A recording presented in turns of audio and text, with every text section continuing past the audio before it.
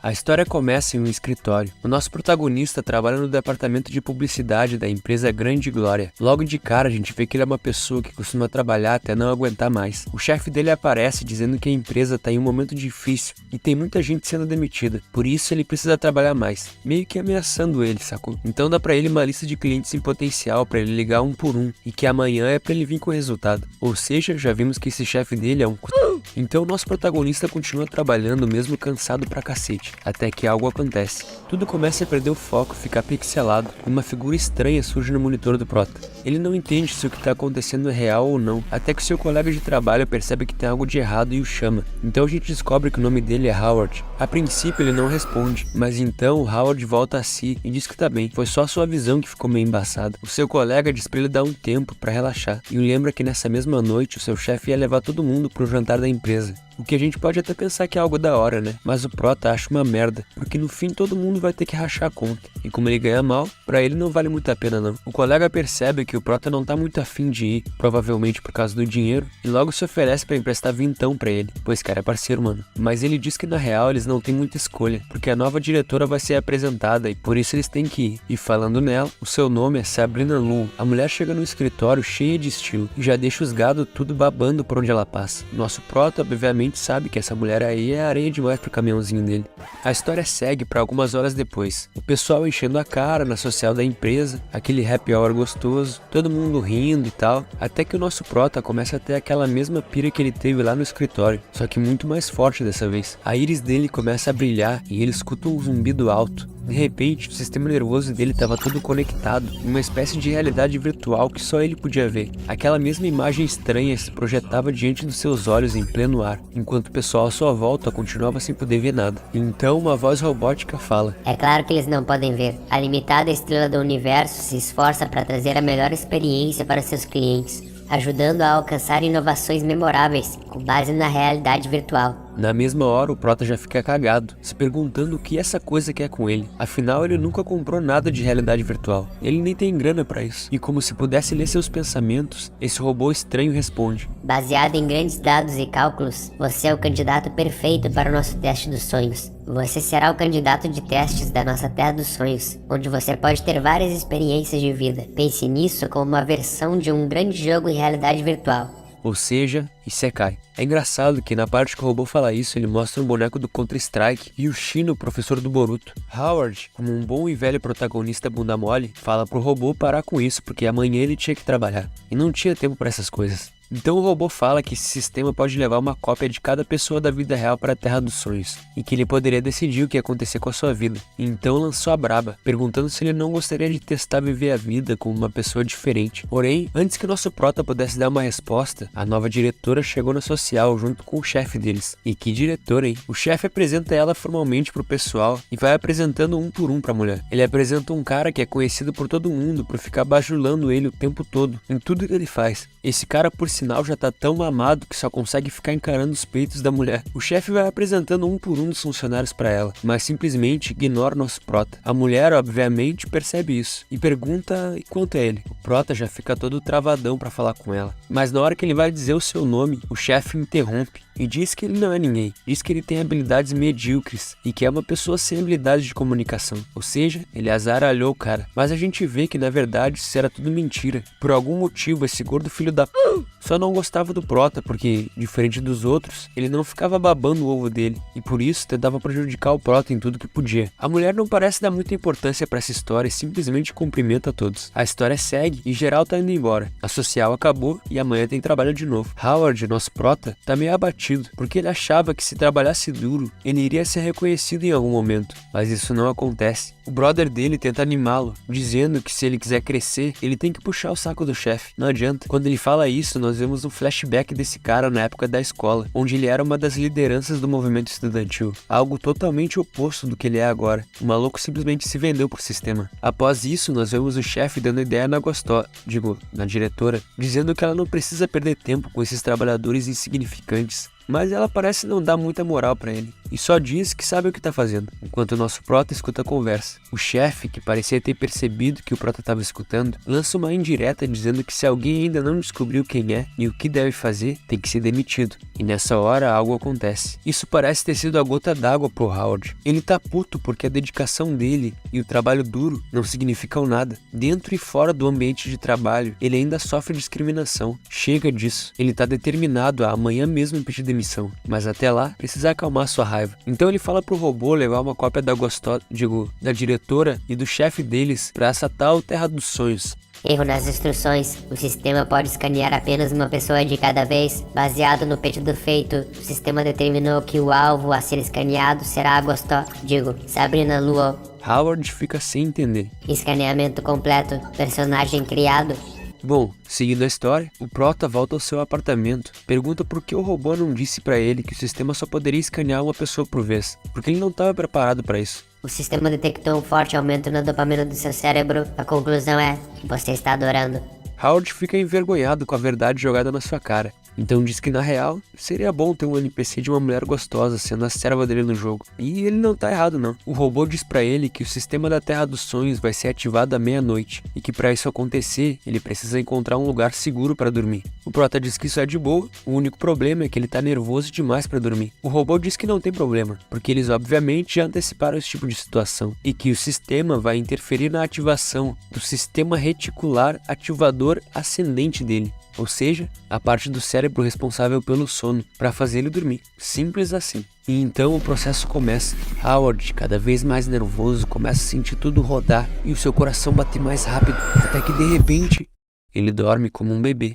Para então, quase que instantaneamente, ele despertar de uma maneira que todos nós gostaríamos de ser despertados um dia, com uma personagem 2D seminua em cima dele, dizendo: finalmente nos encontramos. A mulher logo se apresenta como uma inteligência artificial administradora do sistema da Terra dos Sonhos, e que o nome dela é ChatGPT, quer dizer, AI-63. O prota ainda parece meio confuso. Ela explica para ele sobre o sistema de loja e créditos, onde ele pode comprar coisas que vão ser úteis no futuro, como uma faca militar vendida por 2 créditos, um caminhão de 100 toneladas que custa 40 créditos, uma blusa controladora de temperatura, um pacote de comida comprimida e, por fim, uma bateria de energia infinita, que custa 200 pontos de crédito. A princípio a gente não percebe muito o valor desses itens, né? Mas eu posso garantir para vocês que cada uma dessas coisas é muito valiosa pro lugar onde ele vai. Então explica que sempre que ele passar por um desafio, vai ganhar pontos de crédito e blá blá blá. Aquele padrão que a gente já tá acostumado de Isekai. O prota agradece a explicação e pergunta sobre os NPCs, se tem algum forte que ele possa usar, e a inteligência artificial toda atirada já fala que com 10 mil pontos ela estaria a seus serviços, o que ele acha um roubo. Então ela avisa que a Terra dos Sonhos está sendo ativada, e que se ele não tinha nenhuma outra pergunta, a porra agora ia ficar séria. Um portal que leva direto ao mundo apocalíptico surge, e então quando o nosso protagonista se aproxima dele para entrar nesse mundo,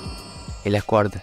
Ele olha para os lados, tentando entender se o que ele viveu foi real ou não. Percebe que está em casa e que nada mudou. Ele não é nenhum especialista em tecnologia, mas devia saber que é impossível criar um mundo assim do nada. Então decide só tomar banho de uma vez para se preparar para o trabalho. Ao chegar no banheiro, ele percebe que está sem energia, o que é curioso. Ele desce as escadas do seu prédio normalmente, sem perceber nada de diferente, até chegar no exterior e perceber que estava sozinho, literalmente sozinho. Não havia ninguém por perto, em lugar nenhum.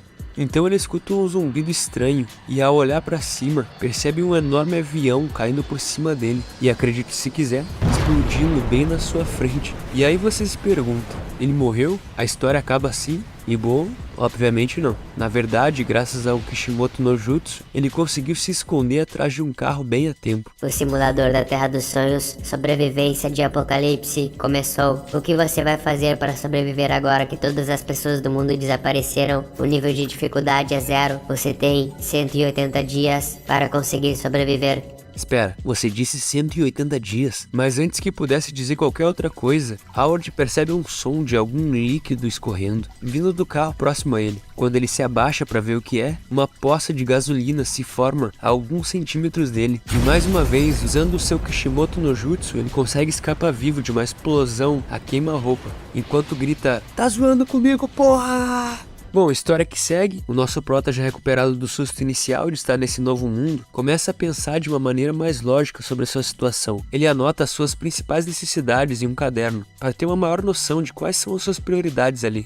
180 dias parece ser muito tempo, mas se eu conseguir acumular bastante suprimento, eu devo conseguir. Posso usar esses 180 dias para pensar na minha vida depois de pedir demissão. Talvez eu até me divirta um pouco. E foi isso que ele fez. O nosso prota foi em loja de roupas procurar o drip certo pro apocalipse. Se encheu de joias, bebeu das bebidas mais caras. Afinal, agora ele era a única pessoa daquele mundo, né? Ao pensar nisso, ele se lembra que o robô fez uma cópia da diretora da empresa. Então, ele começa a falar no rádio de uma viatura da polícia, tentando entrar em contato com algum GM do servidor, perguntando sobre a cópia da mulher. Ele ouve um barulho vindo das suas costas e se vira na hora, apenas para perceber que era um doguinho, o que para ele fazia sentido. Afinal, já que todas as pessoas desapareceram, os animais estavam soltos. Já pensando que aquela inteligência artificial tinha enganado ele para participar desse jogo e não ia ter mulher nenhuma, ele escuta outro barulho de animal, mas dessa vez era nada mais do que um fodendo tigre, mano. O prota se borra todo nas calças quando o tigre avança para cima dele, mas ao invés de ser estraçalhado e devorado vivo, ele na verdade é lambido com amor pelo tigre. E você pode estar pensando, ah não, mais um Kishimoto no Jutsu? Bom, dessa vez teve uma explicação. O prota conhece esse tigre, que na verdade cresceu no zoológico e é muito amigável com os humanos, tanto que muitos turistas até costumavam ficar ao lado dele para tirar fotos. Então, ok, dessa vez passa. 7 dias já se passaram do nosso herói sobrevivendo sozinho em um mundo pós-apocalíptico, e o desafio estava ficando mais difícil do que ele poderia imaginar. A água das torneiras aparentemente havia acabado,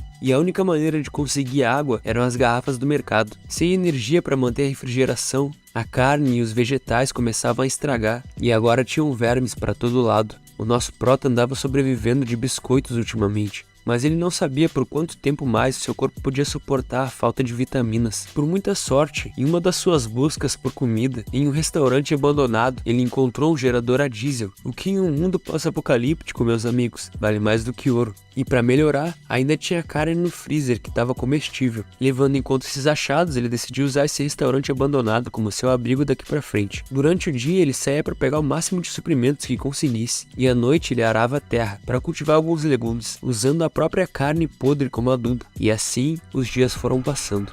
Dia 31. Howard dirigia pelos arredores, se perguntando o que faria hoje. Seu colega de trabalho disse que ele precisava encontrar uma loja que vendia sementes, porque era nojento ficar pegando sementes de vegetais podres. Isso obviamente era uma ilusão da sua mente, e Howard sabia disso. Por isso disse que tinha uma ideia melhor. Iria tirar suas mãos do volante, então não demoraria muito para o carro bater e ele ser morto. Quando acordasse, tudo voltaria ao normal. O colega ilusório dele disse para ele se animar, afinal, o alho que ele plantou finalmente está brotando. Mas ele disse que isso não tem a ver com os vegetais. A cidade inteira parece um lixão e tem moscas para todo lado. Quando ele dorme, sente como se tivessem vermes andando pelo seu corpo. Durante a noite não dá para ver nada. A solidão é sufocante, como se o mundo o tivesse abandonado. É, família, o prota tiltou de vez. O colega imaginário dele dá uma lição de moral, dizendo que ele não pode desistir, para ele acordar para a realidade, que ele é quem tá jogando o jogo, e não o jogo que tá jogando ele. E enquanto prestava atenção no sermão do colega, algo surge na frente do seu carro, e ele é obrigado a frear bruscamente. Outro carro aparece diante dele, e sim, meus amigos, é a diretora da empresa. Ela bate o carro e seus airbags são acionados na hora, os airbags do carro, tá? Não os dela. Nessa batida aí, a mulher apagou, e quando ela acordou, já estava em outro lugar. Ela percebe que alguém fez um curativo no seu rosto, e que ela estava vestindo roupas masculinas. Então, ela sai do quarto, e percebe que tem algum tipo de restaurante, e que tem um gerador a diesel funcionando ali. E mais, tinha uma comida fresquinha servida na mesa. Ela continua procurando por respostas até que encontra o nosso prota no banheiro, fazendo a barba, porque né, depois de 30 dias completamente sozinho, tu encontrar uma mulher dessa aí, é melhor já deixar tudo pronto pra ação. Ele diz que cozinhou pra ela e a convida pra comer. Durante a refeição, ela diz que se lembra dele, daquele jantar da empresa e tal, mas que não sabia o nome dele. O prota se apresenta, percebendo que essa cópia que ele trouxe pra dentro do jogo tinha as memórias originais da mulher. Ela fica impressionada pelo fato dele ter feito tudo isso. Eletricidade, comida, abrigo e tudo mais. Ele agradece e pergunta sobre ela, como ela passou esses últimos meses. Então ela diz que todo mundo tinha simplesmente sumido do mundo, e que ele é a única pessoa viva que ela encontrou durante todo esse mês. Ele pergunta o que ela planeja fazer agora, e ela diz que não tem nada planejado. O nosso prota, que não é bobo nem nada, já parte logo pro ataque, e chama a Morena pra morar com ele ali. Diz que se ela ficar doente futuramente ele pode cuidar dela e tal, e que tem tudo que ela precisar ali. Isso foi meio gado, né, mas dada a situação atual do mundo, não é como se ela tivesse muita escolha. Então ela aceita, mas logo a Moreno já deixa avisado que ele não faz o tipo dela, e que não era pra ele tentar nenhuma gracinha. E bom, pra alguém que tava trocando ideia com um manequim porque tava se sentindo solitário, isso aí pra ele já era uma vitória gigante, né, meus amigos? Então ele diz que por ele tá suave. Ela diz que não vai ser uma aproveitadora e que eles podem dividir as funções. Ele diz que é uma boa ideia e fala pra ela descansar por hoje, e que amanhã eles iriam começar a trampar real. Por mais que ele não demonstrasse, o nosso prota ficou com o mental abalado depois desse fora que ele tomou. Mas a relação dos dois estava apenas começando.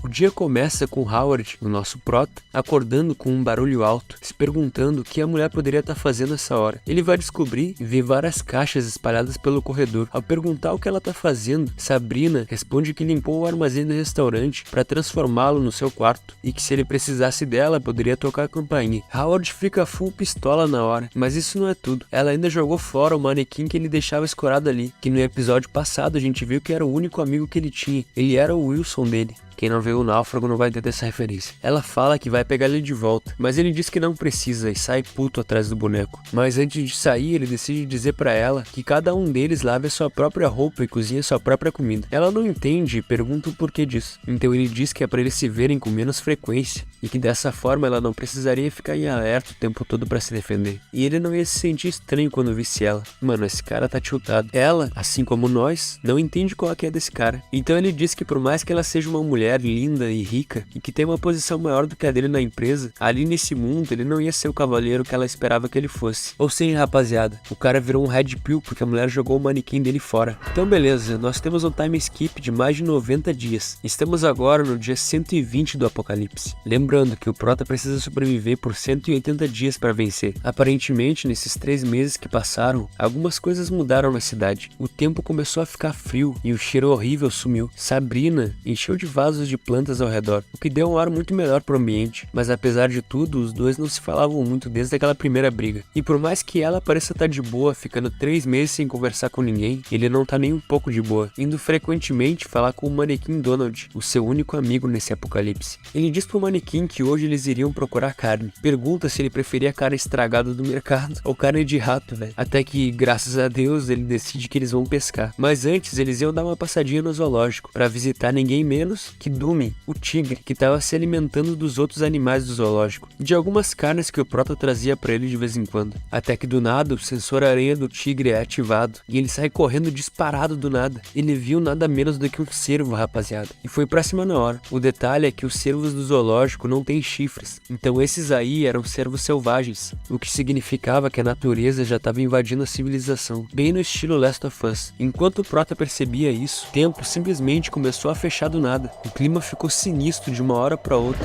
e até trovão tava dando. Um vento fortíssimo chegou e então ele percebeu que era um tufão. Ele foi correndo para dentro do carro sem entender nada. Como um tufão assim podia simplesmente surgir de uma hora para outra em um dia ensolarado? Então ele se lembrou que tudo isso era uma simulação, um jogo, e que esse tufão devia ser simplesmente mais um dos desafios do jogo. O problema é que a Sabrina vai todo dia andar de bicicleta na montanha e que pelo horário ela devia estar chegando no topo da montanha naquele momento. E então o prota, para não perder a única mulher que existe na face da terra, sai disparado com o carro de volta pro seu abrigo. Por mais que eles não estejam se falando direito, ele não podia deixar nada acontecer com ela. Caso contrário, ele estaria completamente sozinho de novo. Chegando lá, ele vê a porta aberta, o que ele imagina significar que ela ainda não voltou para casa. Então vai o mais rápido possível em direção à montanha que ela costuma subir. O tempo continuava horrível, chuva, vento, relâmpagos para todo lado, até que ele finalmente a vê. Lá estava ela, escorada em um poste. Aparentemente havia acontecido algo. A sua perna tinha um corte enorme. Mas então, Howard, o nosso protagonista, Chad, a pega nos braços e a leva de volta a salvo.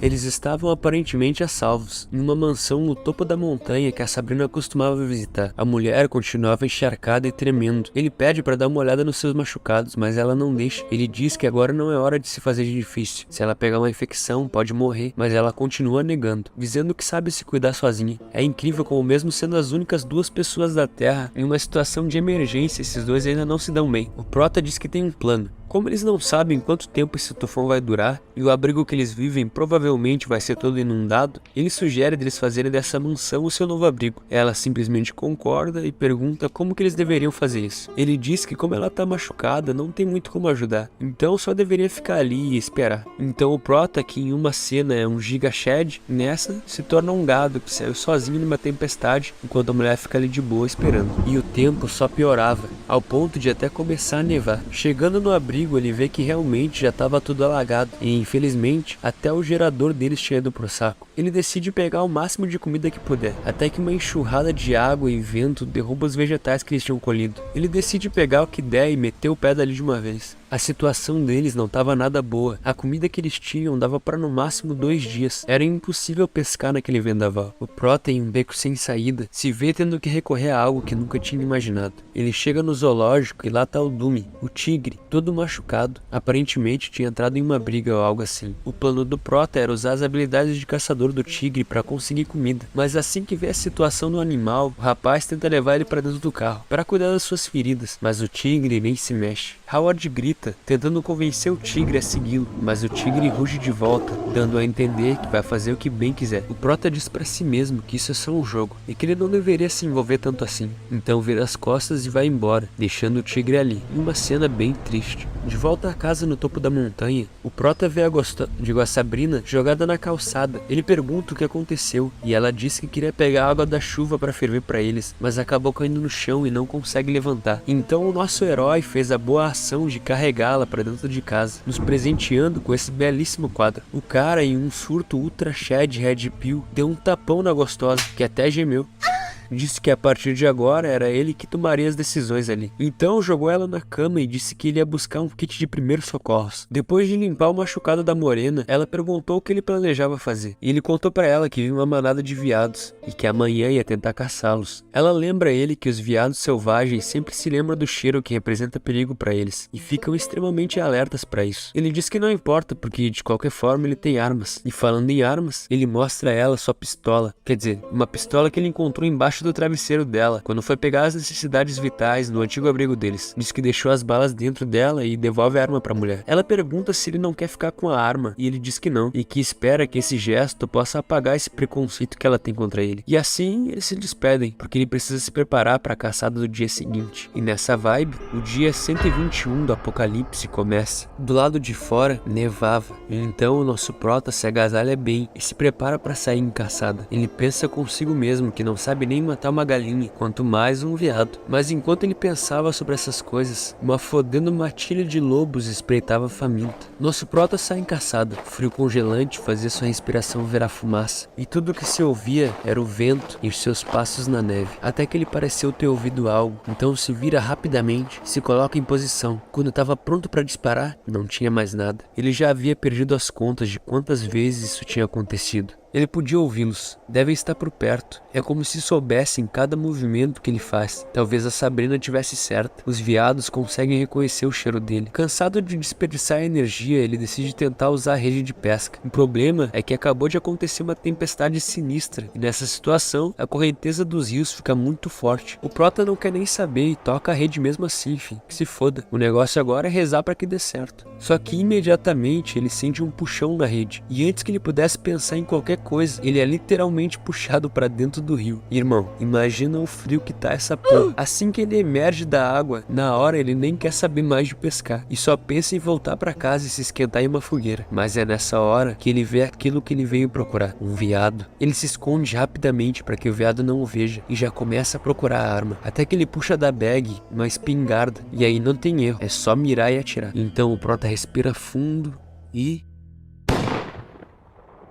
ele erra. Puta que pariu, que moleque burro do caralho. O recuo da 12 foi tão forte que deu uma porrada no nariz dele, a ponto de sangrar, irmão. Esse Prota é muito tapado, mano. Gastou uma porrada de recurso, caiu em água congelante abaixo de zero, ficou todo molhado, se machucou sozinho. E agora, adivinha? É claro, os lobos. Por sorte, esse bocó ainda estava com a 12, então ele ainda tinha uma chance de viver. Mas os lobos, que ao contrário do nosso prota não são nada burros, percebem que o maluco tá enxertado e nem tentam a sorte, só vazam. O prota não entendeu muito bem, mas na merda que ele tava, ele tinha mais é que agradecer por isso. Então bom, de volta à mansão no topo da montanha, o prota chega em casa e opa, a morena tava esperando ele sem roupas, enrolada no cobertor, se esquentando na fogueira. Finalmente algo ia dar certo pra esse cara. Ele nem pensou duas vezes, já foi direto tirando a roupa o mais rápido que pôde. Mas se lembra, rapaziada, o guerreiro tinha acabado de literalmente cair dentro de um rio na neve. Então só o que ele queria mesmo era se esquentar no fogo. A morena a princípio fica com vergonha, mas logo já vai dar uma espiada e acaba vendo uma foto na carteira do prota dele com uma outra mulher que também tinha uma comissão de frente avantajada. Ela pergunta sobre essa foto pra ele, que a essa altura já tá peladão ao redor do fogo. Ele diz que essa é a ex-namorada dele. Então ela diz que ela é fofa e pergunta por que eles terminaram. Então ele responde que queria uma família, mas ela não estava pronta pra isso. E então pergunta sobre ela, se ela namorava com alguém. E infelizmente, clã, ela diz que sim. Ou felizmente, né, pra quem curte casada. O nome do chifrudo, quer dizer, do cara é Lawrence. Ela diz que ele tem doutorado no MIT e que ele é o chefe executivo de uma empresa de tecnologia, ou seja, o cara é pica. O prota aproveita para dar aquela alfinetada dizendo que o cara é pica mesmo, mas que não tem um bom gosto para mulheres, porque é pura tortura viver com uma mulher como ela. A morena não aceita e grita com ele, só que nessa hora ela se esquece que o cara tá peladão ali e acaba vendo ele com a pistola para fora. No impulso de tampar os olhos para não ver, ela acaba deixando cair a coberta e os seus melões ficam à mostra para nossa alegria, e principalmente para a alegria do prota, que chega a sangrar o nariz. A mulher fica extremamente envergonhada e joga as coisas nele, gritando para ele sair imediatamente dali. O que ele faz na hora, mas ainda com a bela imagem dos melões dela na mente. Mas de qualquer forma, ficar de balduco não ajuda a resistir ao clima e à fome, né? Então, o dia seguinte chega e o nosso herói continuava na tentativa de caçar um veado. Embora tudo que ele consiga seja apenas uma mera sombra deles. Toda vez que ele se aproxima, eles desaparecem. Sem falar que na vida real, ele nunca nem tinha pego em uma arma antes. Então, né, dá pra entender o porquê ele fez aquela palhaçada antes. Mesmo assim, ele continua tentando, porém, nada de resultados. O lado bom disso tudo é que pelo menos agora a morena tá falando com ele com mais frequência. E ela também não reclama quando ele volta pra casa de mãos vazias. Por algum motivo, ela parece estar ficando cada vez mais fraca, o que não é nada bom. Seus machucados não parecem melhorar. Por mais que as suas barrigas não ficassem cheias há um bom tempo, Howard ainda mantinha uma esperança de que amanhã tudo ia melhorar. Ele diz que armou uma armadilha, um poço com estacas de madeira afiadas no fundo, que ele cobriu com algumas folhas de repolho. A esperança dele é que, por ser inverno, os lobos não resistam à tentação das folhas. Nossa, que baita armadilha, hein? Sabrina diz que ele deveria ter discutido isso com ela, afinal é muito arriscado fazer tanto trabalho manual nessa situação. O prota diz que ele tá nas últimas mesmo, ele não tem forças para fazer outra armadilha daquelas, ou seja, ele deu all-in. Amanhã ou eles vivem ou eles morrem. Então, no dia seguinte, chegando no lugar onde a armadilha foi preparada, ele vê que não deu certo. Peraí, na verdade não, tem sangue ali, ó. O animal só escapou. Então ele na mesma hora dispara atrás dessa trilha de sangue, implorando para que o bicho tenha morrido, até que ele finalmente chega em uma clareira, onde ele vê dois lobos devorando a carne de um animal, o animal que provavelmente seria o alimento dele. Percebendo que agora era tudo ou nada, ele já puxa o ferro dele e no frenesi de fome, medo e raiva, ele senta o dedo nos bichos e obviamente ele erra todos os tiros. E os bichos só vazam dali, levando os pedaços do veado morto com eles. Mano, esse cara não faz uma pra Deus ver. Percebendo que a sua última esperança de não morrer de fome tinha desaparecido diante dos seus olhos, o nosso prota cai de joelhos na neve. Ele tenta dizer a si mesmo que aquilo ali era só um jogo e que ele deveria controlar suas emoções, mas a verdade é que a frustração de falhar era demais. Ele grita com todas as suas forças, um grito de desespero, um grito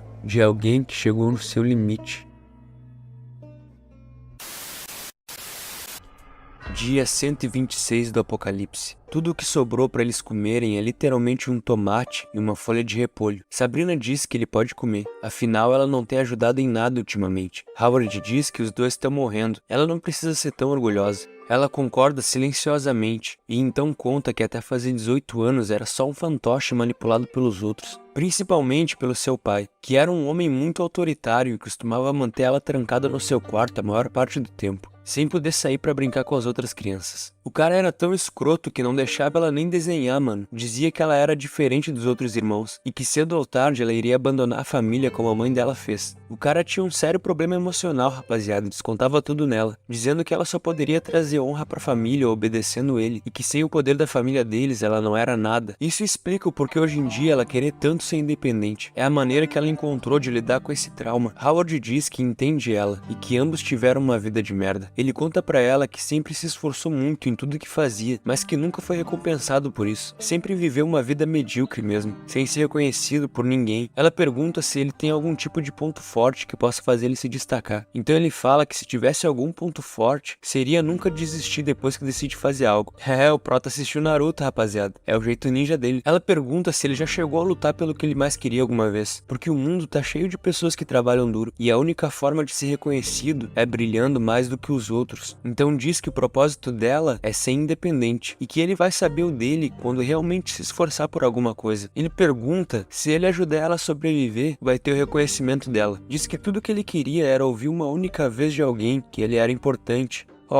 Sabrina pergunta como poderia provar que é independente deixando ele ajudar ela, mas a real é que eles estão quase morrendo de fome, então ela abre mão do orgulho e aceita. O Prota então pega a folha de repolho e sai do quarto todo capenga, praticamente sem forças pra fazer nada. Antes de sair, ele diz que se não voltar pra casa depois de 3 dias, é porque ele provavelmente morreu, e ela vai encontrar o corpo dele em um riacho a leste da mansão, que caso isso aconteça, ela vai saber a coisa certa a se fazer, e então vai embora deixando ela sozinha e assustada. Eita, mano, espero que ele não esteja falando de canibalismo. Do lado de fora da mansão, o Prota conversa com Donald, o manequim que por muito tempo foi seu único amigo nesse mundo apocalíptico. Diz pra ele que realmente ele nunca lutou muito por alguma coisa, porque ele nunca teve coragem suficiente pra buscar algo. Ao invés disso, só ficava reclamando de tudo. Reconhece que fazia isso para transferir a culpa pros outros e pro mundo, por não ser capaz de assumir as suas próprias responsabilidades. Sempre escolhia o caminho mais fácil para evitar ambientes ruins e escolhas difíceis. Ele diz que poderia ter agido melhor em muitas coisas, como a sua família, a sua ex-namorada, os estudos e até mesmo na situação atual que ele tá. Mas no final ele apenas se encolhia em um canto seguro, onde ele poderia ficar lamentando sobre as coisas, como um grande chorão. Nosso Prota diz pro Donald, o manequim, que vai parar de ficar choramingando, que nunca mais vai fazer isso. E então empurra ele da sacada da mansão, simbolizando a morte de quem ele costumava ser. A história segue, nós vemos uma mão feminina pegando um cutelo em uma cozinha. É Sabrina, diante de um corpo caído. É o corpo morto de Howard. Ela ergue o cutelo e na hora que desfere um golpe contra ele, ela acorda. Era só um sonho. Ela ficou tão em choque com o que Howard falou pra ela antes de ir embora, que ela literalmente sonhou com isso. O que, se a gente parar pra pensar, é bem curioso. Porque, lembre-se, rapaziada, eles estão vivendo em um mundo pós-apocalíptico, que é criado dentro da mente deles como um sonho. O nome do projeto é literalmente Terra dos Sonhos. Não era pra eles poderem sonhar aí nesse mundo. Então, o fato dela ter tido um sonho aí dentro é algo bem esquisito. Mas enfim, vamos embora pro dia 127 do apocalipse. A gente vê Howard soltando uma pá na neve e caminhando ofegante pra beira do rio que ele tinha caído no outro dia. Ele se lembra que quando ele caiu no rio, foi a única vez em que ele conseguiu se aproximar de um veado. Das outras vezes, eles sempre conseguiam fugir dele, sem que ele tivesse chance de chegar perto. Ou seja, quer dizer que provavelmente a água cobriu o cheiro dele. Percebendo isso, ele tem uma ideia, que na verdade tá mais por uma aposta, mas na situação atual dele, é a única chance que ele tem de sobreviver. Então nós vemos Sabrina tentando a todo custo se manter acordada, porque ela tem medo de dormir e sonhar com aquilo de novo. Por causa da fome e de dormir mal, ela começa a ter alucinações com seu pai, dizendo que ela é patética e que não precisaria estar passando por essa situação se tivesse seguido o caminho que ele arranjou para ela. Ela grita para ele sumir, o que funciona momentaneamente, e então pega o tomate, que é literalmente a única coisa que ela tem para comer, e se lembra das palavras do Howard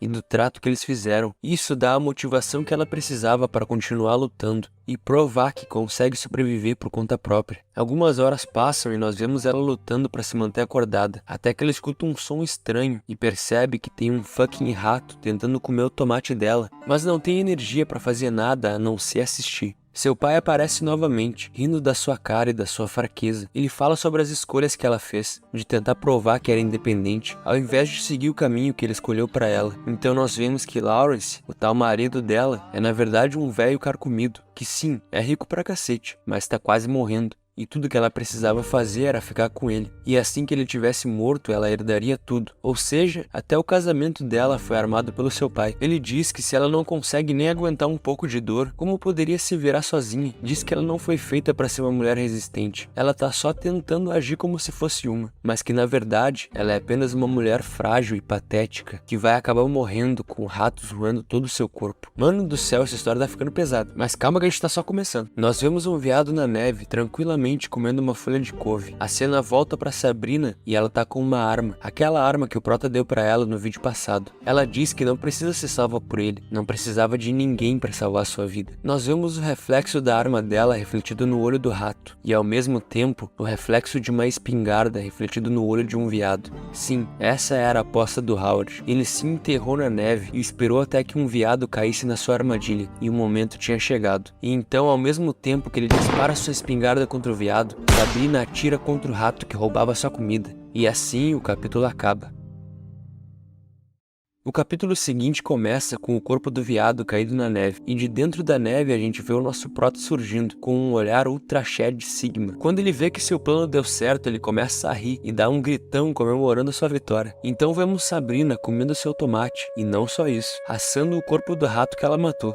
Fi, Apocalipse é isso. Então alguém entra na sala. É Howard, trazendo consigo o veado que ele caçou. Ela fica sem palavras quando vê que ele conseguiu, mas o cara já tá até agora sem se alimentar e provavelmente congelando de frio, mano. Então ele perde as forças e desaba no chão. Ela levanta na hora e vai ajudá-lo, e vê que tem gelo incrustado na roupa dele, ou seja, o maluco sofreu pra conseguir esse veado. Algumas horas passam e nós vemos que Sabrina fez a boa de cortar a carne do veado e tá esquentando água em uma banheira pro Howard, pra ver se ele se recupera. Pergunta se ele se sente melhor, mas não tem resposta. Até que ele pega ela pelo braço e ela toma um susto. Ele a chama com a voz fraca e ela se aproxima. Então ele pergunta se ganhou o reconhecimento dela. Ela fica surpresa, mas diz que sim, que ele é incrível. Então nosso Prota fica feliz, porque finalmente foi reconhecido por alguém. Algum tempo depois, uma sopa de carne de veado fica pronta. Sabrina chama o nosso Prota pra comer, mas ele não responde, parece ainda tá muito mal. Ela reconhece isso e então decide fazer algo. Ela abre a boca dele pra dar comida pra ele, mas não do jeito que a gente tá imaginando. Ela literalmente passa a comida da boca dela pra boca dele igual passarinho, velho. Eu não sei se eu acho isso nojento ou fofo, na moral. Bom, horas se passam e nosso Prota ainda tá na cama se tremendo todo de frio. Ela coloca 3 cobertas sobre ele, mas percebe que isso provavelmente não vai ser o suficiente. E então olha bem pro nosso Prota e dá aquela mordida no lábio.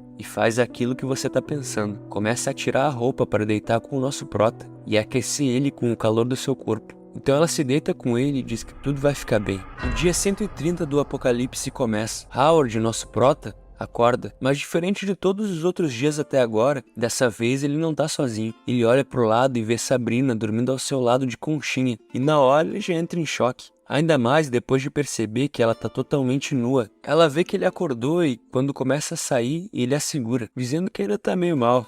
Então ela começa a falar sobre a ex-namorada dele. Diz pra ele dizer de novo por que eles terminaram. Ele diz que ela pensava que eles eram jovens demais pra ter algo mais sério. Mas Sabrina pergunta o outro motivo. E ele diz que é porque ele queria uma família. E então ela diz que ela também. Howard não entende direito. Afinal, ela queria provar pra todo mundo que era uma mulher independente. Ela diz que já tá fazendo isso. O fato dela ser bem sucedida não é prova de nada. É apenas um objetivo que ela traçou pra si mesma, pra tentar romper essas limitações. Mas que no fim ela acabava não se importando com mais nada a não ser isso. É como se ela tivesse escapado de uma prisão para cair em outra. Como ela poderia dizer que é independente se ficou o dia todo sem conseguir tomar uma decisão sozinha? O Prota fica sem saber o que falar. Afinal, ele nunca nem traçou um objetivo para a vida dele. Até que ela pergunta se ele não quer ter uma família com ela. Não quer, que vai dizer que não. O Prota dá até uma lagada para responder, o que faz ela pensar que foi precipitada demais. Então ele pega na mão dela e diz que isso é exatamente o que ele queria. Afinal, trabalhar tão duro para tentar ser reconhecido pelos outros acabou afastando ele de ter uma família. Ela fala para eles sobreviverem juntos, então ele diz que sim, e que agora ter uma família com ela é a motivação dele. E então, rapaziada, eles finalmente se beijam. E aí a gente tem uma boa quantidade de quadros de putaria praticamente explícita, que eu vou ser obrigado a censurar, porque né, temos crianças assistindo. Até que no clímax final do ato, Sabrina se lembra de quando era adolescente e o seu pai literalmente amarrou seus braços e pernas e tapou sua boca, dizendo que era hora de apresentar ela ao mundo dos adultos. Então chama um homem e uma mulher para entrar no quarto dela. Manda eles tirarem a roupa e fazer aquilo que você tá pensando no sofá, na frente dela. Sabrina vira o rosto para não assistir, mas o seu pai segura a cabeça dela e a força a assistir, dizendo que ela precisa aprender a como dar prazer para aquele velho que ela ia se casar. Mano, que cara doente, na moral. Então ele diz algo que me deixou meio confuso. Diz que é melhor os dois parecerem pai e filha de verdade, e para isso ele iria mudar o nome dela. A partir dali, ela iria se chamar Sabrina Luo. O que eu não entendi é se ela passou a morar com ele depois que a mãe dela foi embora, ou se ela foi adotada, ou sei lá. Bom, talvez isso seja explicado melhor no futuro, né? Enfim, depois que eles terminaram seu ato de amor, nós temos um time skip de 1 mês. Estamos no dia 160 do apocalipse agora. Lembrando que o Prota tem que sobreviver 180 dias nesse mundo pós-apocalíptico. Ele e Sabrina têm vivido como um casal desde então. O Prota ainda não estava totalmente recuperado daquela quase morte dele, mas pelo menos ele conseguia trabalhar. A carne de veado tinha acabado, mas ele estava conseguindo pescar uns peixes naquele rio. Além disso, eles começavam a trabalhar em uma estufa de vegetais, que a Sabrina estava se dedicando bastante. Falando nela, ela chama o nosso Prota e diz que tem um presente para ele. Ele fica todo feliz achando que é alguma safadeza, mas logo nós descobrimos que não. Ela fez para ele um poncho de pele de veado, que era extremamente útil na hora de caçar veados.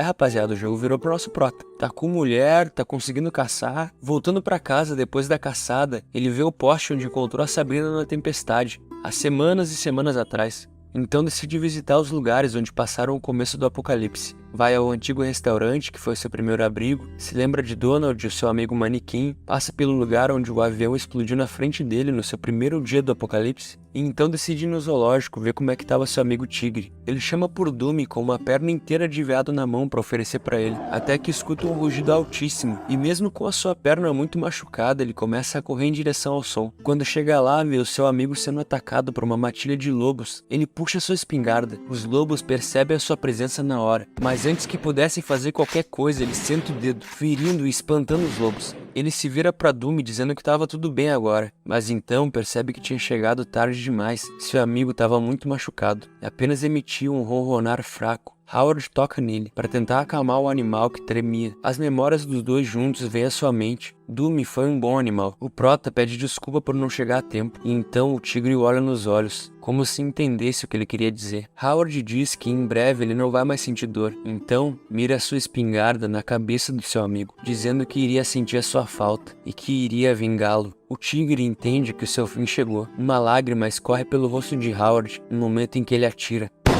E assim chega ao fim a vida de Dumi, o tigre. Rapaziada, a natureza é embaçada. A história segue e vemos Howard em uma banheira com Sabrina. Ela percebe que ele tá meio pra baixo e pergunta se aconteceu alguma coisa. Ele fala que não aconteceu nada, mas que tá ficando cada dia mais frio, e do lado de fora o mundo anda muito perigoso. Então pergunta se ela não poderia passar os próximos dias sem sair de casa. Não é que ele tivesse querendo prender ela ou coisa assim, é só que ele tava preocupado. Ele não quis dizer, mas a morte do Dumi realmente mexeu com ele. Ela diz que não tem problema, até porque ela tinha muito trabalho pra fazer na estufa dele. E então os dois, naquele clima de love, já começam a se pegar de novo. Mas é aquela história, né, meus amigos? A alegria de Prota dura pouco, e logo ele já tá tendo que ir à caça de novo. Mas agora ele é um Ultra Shed Sigma, e não só usa uma roupa de pele de veado que disfarça o seu cheiro, como também aprendeu a usar a espingarda direito e um facão militar. O cara virou uma máquina de matar, família. Mas assim como ele, os lobos também têm caçado veados para sobreviver. Vemos uma matilha perseguindo um bando de veados. Um dos lobos salta para cima de um veado que estava cercado. As suas presas extremamente afiadas e prontas para dilacerar o animal se fecham sobre ele em um ataque mortal. Os lobos também sabem como sobreviver. Então eles escutam algo. Será que algum veado ficou para trás? O lobo parte para cima da possível presa fácil, mas essa era a armadilha. O animal solta ganidos de dor, mas já era tarde. Howard, o Shed dos Sheds, estava diante dele. Ele ergue sua faca e com um golpe acaba com a vida do animal. Mais uma vez, mais um animal. Sabrina chama por ele, mas ele nem percebe, até que mais uma tentativa e ele desperta do seu transe. Ela diz que ele anda muito desligado ultimamente e pede para ele dizer qual é o problema para que ela possa ajudar. Ele diz que não é nada demais e fala para ela voltar a dormir. Sabrina não sabe o que dizer para Howard, que logo volta pro seu transe. Tudo que existe na cabeça dele agora, família, são os lobos. Ele precisa se livrar dessa ameaça. A matilha de 4 lobos, que agora só tinha 3 depois do seu último encontro com o nosso prota, se dividem depois de ouvir um som estranho. Howard estava por ali. Um dos lobos se aproxima de um arbusto que ele percebe ter algo errado. Ele fareja um cheiro estranho, mas ao mesmo tempo familiar vindo dali. E então um lobo surge de dentro do arbusto, ou era o que parecia. O lobinho corre até ele, mas antes que pudesse perceber, um cano de escopeta estava enfiado dentro da sua boca. Um cano saindo de dentro da cabeça do outro lobo. Um tiro a queima-roupa explode a cabeça do pobre animal. Os outros 2 lobos restantes escutam tudo, e logo vem ele, nosso prota, Howard, o Ultra, Master, Sigma, Shed, Red Pill. Os 2 lobos que restam o encaram diretamente, e o que ele vê é uma expressão assassina, de puro ódio.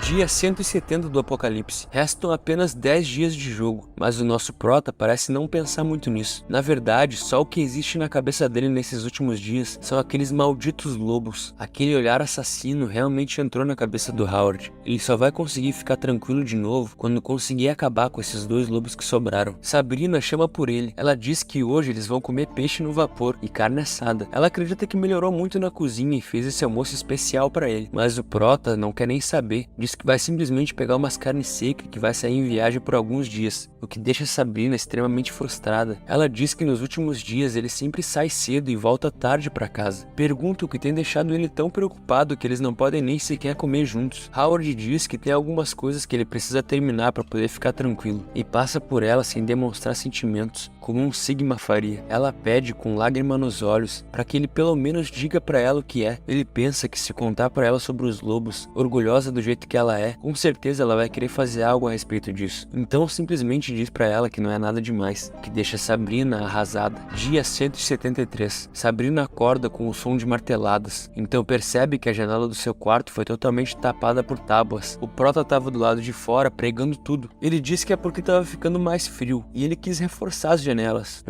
Então tá, né? Ela, já revoltada com a maneira que ele tem agido, diz que não pediu ajuda dele, e logo ele já corta ela dizendo que não tá com humor pra brincadeiras. Ela diz que tá falando sério, ele vem agindo dessa maneira estranha e não fala nada pra ela. É como se eles tivessem voltado pra como eles eram no começo. Ele diz que ela tá enganada, mas ela continua. Diz que eles se precipitaram em entrar em um relacionamento e pergunta se ele tinha pensado nisso tudo como um rolo de uma noite só. Ele nega e diz que tudo que ele tem feito é pra proteger essa casa. E então ela explode e diz pra ele dizer de uma vez o que tá acontecendo, que se ele realmente quer proteger essa casa, ele precisa ao menos mostrar algum respeito por ela. O prota fica sem palavras por um tempo, até que também explode. Diz que eles combinaram que ela ficaria em casa enquanto ele procurava comida, e que ela não tinha como ajudar ele no que ele ia fazer. E por fim, diz que quando terminar vai contar tudo pra ela. Sabrina fica decepcionada, vira as costas para ele e vai embora. O prota, como um verdadeiro Sigma sem emoções, ignora tudo o que aconteceu e simplesmente pensa que tá sem pregos e precisa ir até a loja de ferramentas pegar mais. A única coisa que ocupa seus pensamentos são os lobos. Aqueles 2 malditos lobos que sobraram, e como eles têm o feito de bobo. A neve tem aumentado e logo seus rastros vão desaparecer. A temperatura cada vez se aproximava mais de menos 30 graus e cada vez ficava pior. Ele ia precisar dar um tempo nessas caçadas. A real preocupação dele agora tinha que ser como manter eles aquecidos. Ele precisava deixar para resolver essa questão dos lobos quando a neve parasse. Chegando na loja de ferramentas, ele percebe que a loja parece bem conservada e ele provavelmente ia encontrar tudo o que precisava ali. Então ele começa a procurar as coisas que precisa, até que encontra um livro. Quando ele olha esse livro, ele vê que é um manual de manutenção de gerador a diesel. Ora, quem diria, meus amigos? Não é que por acaso ele tinha um gerador a diesel precisando de manutenção? Na hora que ele começa a folhear o livro, ele percebe que com isso, ele ia poder consertar o gerador que ficou lá no antigo abrigo deles. Mas enquanto pensa sobre isso, a televisão do lugar liga sozinha, com um monte de chuviscos na tela. O prota toma um susto, e então ela aparece, a inteligência artificial administradora da simulação. Ele olha para ela, mas de primeira não se toca. Só depois de alguns segundos é que ele se lembra que está vivendo em um sonho. Imerso nessa questão dos lobos e da sobrevivência, ele tinha se esquecido totalmente disso. A robô diz que só veio avisar para ele que a simulação vai terminar dentro de uma semana e que é para ele ir se preparando para voltar. Howard então fica em choque, porque voltar para sua vida antiga era algo que nem passava mais pela sua cabeça. A cena corta para Sabrina escrevendo um bilhete para Howard. O bilhete diz que eles precisam de um tempo, que ela vai para outro lugar e que não é pra ele ir atrás dela. Então ela se vira e vai embora. De volta pro Prota, com a TV que a inteligência artificial tinha aparecido quebrada no chão, ele pega todas as coisas que precisa e tá pronto pra sair dali, quando de repente ele escuta sons de patas. Então Howard vê, os lobos tinham seguido seu rastro até ali. Ele não demonstra medo e diz entender a raiva dos lobos, afinal ele matou a sua família. Ele tenta correr até onde tá sua arma, mas os lobos são mais rápidos e não vão deixar ele fazer isso. Ele fica admirado com a inteligência dos animais e então percebe que bem na sua esquerda a porta de saída tá aberta. Ele sabe que essa é sua única chance e então dispara para fora da loja com os lobos logo atrás. Seu carro está a alguns metros de distância. Ele corre direto para ele, mas a sua perna que estava zoada desde o dia que ele caiu no rio volta a doer e ele fraqueja. Isso é tudo que os lobos precisam para pular em cima dele e derrubá-lo na neve. O lobo maior morde a sua cabeça com violência, enquanto o menor morde sua perna. Howard, sentindo uma dor horrível, na mesma hora começa a desabotoar o seu casaco de pele de veado e com isso consegue se soltar da mordida do lobo maior. E então aproveita a oportunidade para dar uma porrada no lobo menor que mordia sua perna. Rapidamente ele puxa sua faca e golpeia o animal, enquanto o maior vinha com sangue nos olhos para atacar ele por trás. Ele dá uma mordida violenta que arrancou o naco das costas dele. Howard esfaqueia o olho do lobo, mas a sua faca se quebra nesse golpe. Agora azedou para ele. O lobo avança novamente com uma fúria bestial, mas o nosso prota consegue pará-lo com suas pernas e joga o animal longe antes que ele morda seu rosto. Então avança para cima do bicho com a sua faca quebrada mesmo e desfere um golpe bem no outro olho do lobo, que solta um grunhido de dor horripilante enquanto ataca o rosto de Howard com as suas garras. O prota levanta o punho de sua faca e golpeia a cabeça do lobo com toda a sua força. O frenesi da batalha era tanto que ele continua golpeando o animal em uma fúria descontrolada, até que um último golpe faz o seu ombro se deslocar e ele solta o punho da sua faca na neve, deixando o animal aparentemente morto. Ele pega a sua bolsa para ir embora dali o mais rápido possível, mas atrás dele vimos que a batalha ainda não tinha acabado. Então vemos um flashback de Howard perguntando para a inteligência artificial se esse mundo continuaria existindo depois que ele voltasse para sua realidade, perguntando se a Sabrina ia viver ali sozinha. Ele diz que não pode deixar ela para trás e que quer ficar ali. De volta ao presente, vemos o lobo todo estrunchado, mas ainda sedento por vingança, usando as suas últimas forças para morder a mão do nosso prota, que simplesmente permanece parado olhando para o animal. Ele diz que admira a força de vontade dele e que entende que ele quer vingança, mas diz que não pode dar essa vingança para ele, porque ele precisa proteger Sabrina, não importa o que aconteça. Então puxa seu braço da boca do animal, que rasga sua pele. Ele consegue abrir o carro e jogar a bolsa com os equipamentos para consertar o gerador para dentro, mas na mesma hora sente uma dor excruciante. Não só um, mas os dois lobos mordiam suas pernas. Mano, esses bichos são imortal. Howard diz para si mesmo que não pode morrer, não agora. Então abre o porta-malas, de onde cai uma pistola. Era a arma da Sabrina. Sem tempo para pensar, ele vira para os animais que devoram sua perna e dispara, fazendo eles o soltarem e fugirem. Howard rapidamente fecha a porta do carro para que os lobos não pudessem mais atacá-lo. Seu corpo todo treme com a adrenalina do combate. Ele diz para si mesmo novamente que precisa a qualquer custo consertar o gerador. Dessa maneira existiam grandes chances da Sabrina continuar sobrevivendo depois que ele fosse embora dali. Ele tenta ligar o carro e nada. Tenta novamente e nada. Aparentemente o tanque de óleo tinha congelado devido ao frio de menos 30 graus. Ele precisaria aquecer o carro para que ele voltasse a funcionar, mas não havia mais tempo. Ele estava muito fraco. Do lado de fora, os lobos continuavam à espreita, só esperando. Howard não tinha mais forças para continuar com isso. Ele estava perdendo a consciência.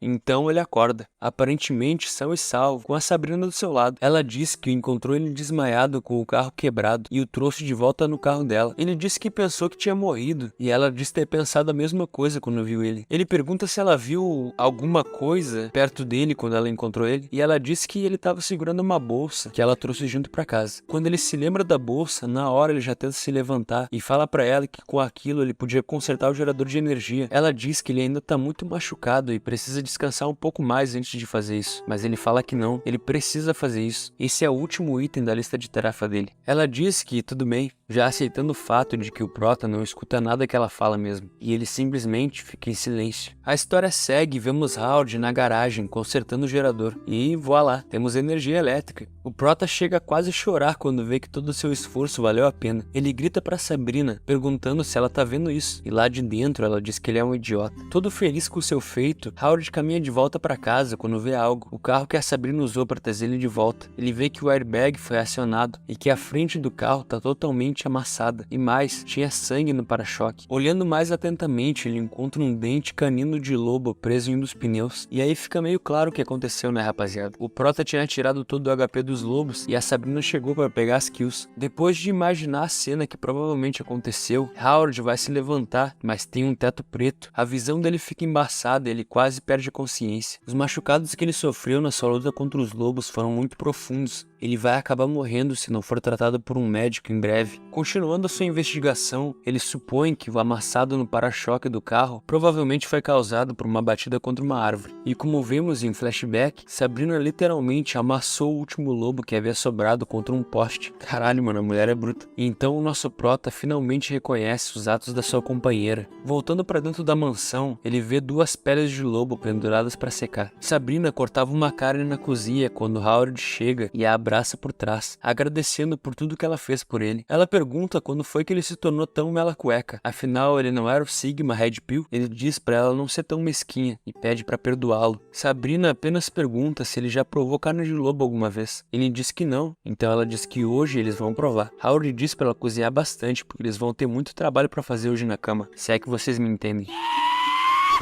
Ele gosta.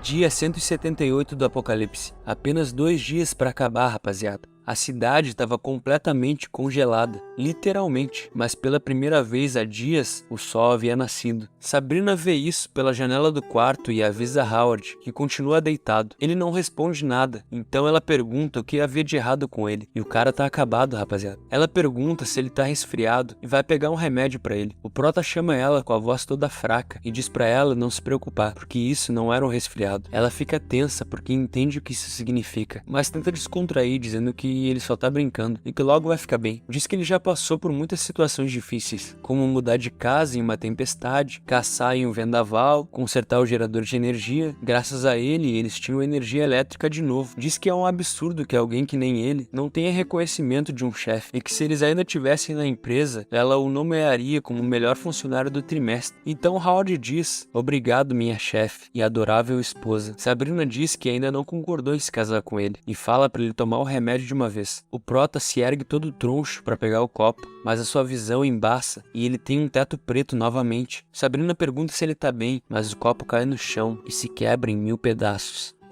Depois de apagar novamente, Howard acorda e com uma belíssima visão diante de si. Sabrina estava só de roupas íntimas esperando ele acordar. Ela diz pra ele que descobriu o truque dele. Ele estava só se fingindo de doente para que ela se preocupasse com ele. Diz que dessa vez ela não vai puni-lo, mas se ele continuar com isso não garante nada. Então pergunta se ele não gostaria de, fechem os olhos crianças, tentar uma nova posição. O Prota corta o clima na mesma hora e diz pra ela levantar, porque eles precisam conversar. Sabrina entra em choque, porque ela não consegue acreditar que ele não quer fazer aquilo com ela. Pergunta que tipo de homem ele é, e então grita tentando fazer ele levantar. Ela chora, percebendo que os seus esforços para fazer melhorar não funcionam. Ele diz que não tem muito tempo para falar isso, mas ele sabe que tá morrendo. Então fala que o gás pode durar cerca de 3 meses. E que quando acabar é para ela ir pro norte, porque lá tem uma enorme reserva. Fala para ela sobre a semente dos vegetais para ela plantar, que ele etiquetou todas com seus nomes corretos. Pergunta se ela sabe como operar o gerador a diesel e diz que quando ela for se mudar de casa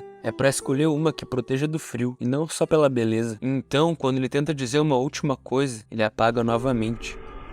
Dia 180 do Apocalipse. Finalmente, chegamos no último dia, meus amigos. Vemos o nosso Prota todo azaralhado, fraco, machucado, em uma cadeira de rodas, olhando para a vista da sacada da mansão com a Sabrina. Ela diz que hoje tá mais quente do que ontem e que em breve a temperatura vai voltar para cima de 0. Fala que quando a neve derreter, ela vai pro norte tentar encontrar outros sobreviventes. Howard então pergunta para Sabrina se ela algum dia amou ele. Ela olha para ele com uma expressão de quem sabe que vai dizer algo que vai magoar, e então diz que não. Howard sorri, porque isso quer dizer que ele poderia partir sem nenhuma preocupação. Ele diz para si mesmo que estava na hora de acordar desse sonho, e então, finalmente fecha os olhos por uma última vez. Porém, Sabrina continua falando. Diz que ele é um homem convencido de si mesmo, que nunca leva em consideração o sentimento dos outros, porque ela o amaria. Fala que ele não tem nenhuma boa qualidade, que quando ela estava triste ele nunca dizia nada de bom para animar ela, que ele fazia tudo por conta própria. Ela simplesmente desaba e começa a chorar sobre o corpo dele, demonstrando que sim, ela realmente o amava. E então o chama de idiota, mas dessa vez Howard já não podia mais ouvir, a sua consciência já não estava mais ali.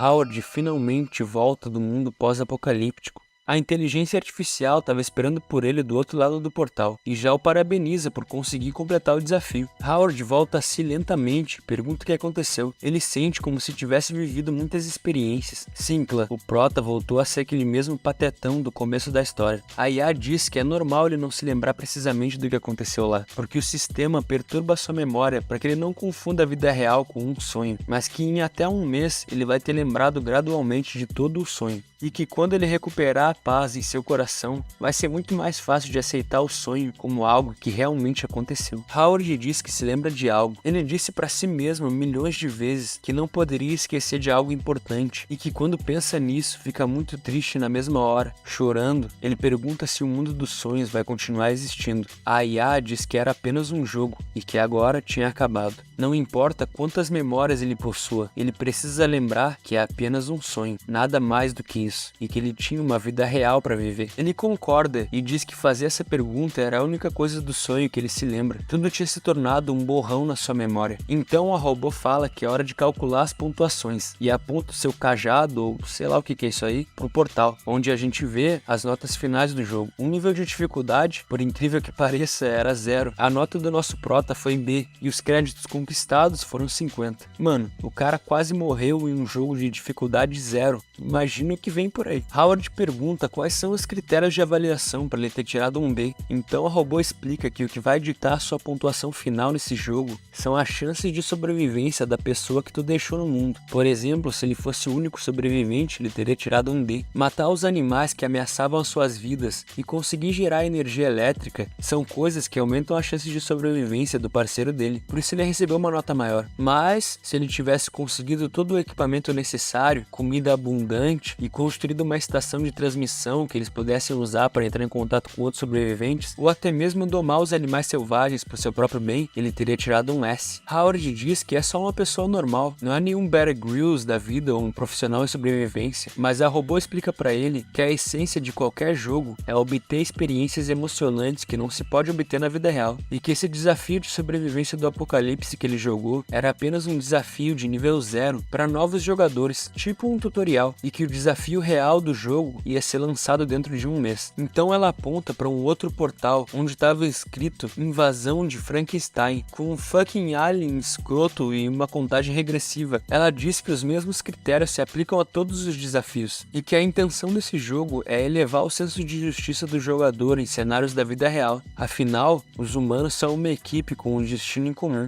Howard diz que precisa pensar se vai continuar jogando esse jogo ou não, porque das memórias desfocadas que ele tem agora, ele se sentia terrível e isso era muito cansativo. Então a robô, muito ligeira, diz pra ele que não foi sempre terrível. Afinal, ele teve uns dias bem felizes, especialmente quando ele tava na cama. E aí ela joga na tela cenas dele com a Sabrina, pelados, no ato de amor. Ele entra em choque na hora, né, sem acreditar que tinha conseguido dormir com essa mulher, e já começa a gritar pra robô que isso aí tá errado, que ela deveria respeitar a privacidade dele. Mas a robô só diz pra ele relaxar, porque ela é uma inteligência artificial sem emoções, ela não vai afetar o jogador. Ele pergunta se a Sabrina pode ter essas memórias na vida real, e a robô diz que não. O que acontece no mundo virtual fica no mundo virtual. Mas nessa hora, nós vemos ninguém menos do que a Sabrina real, do mundo real, acordando com os olhos cheios de lágrimas.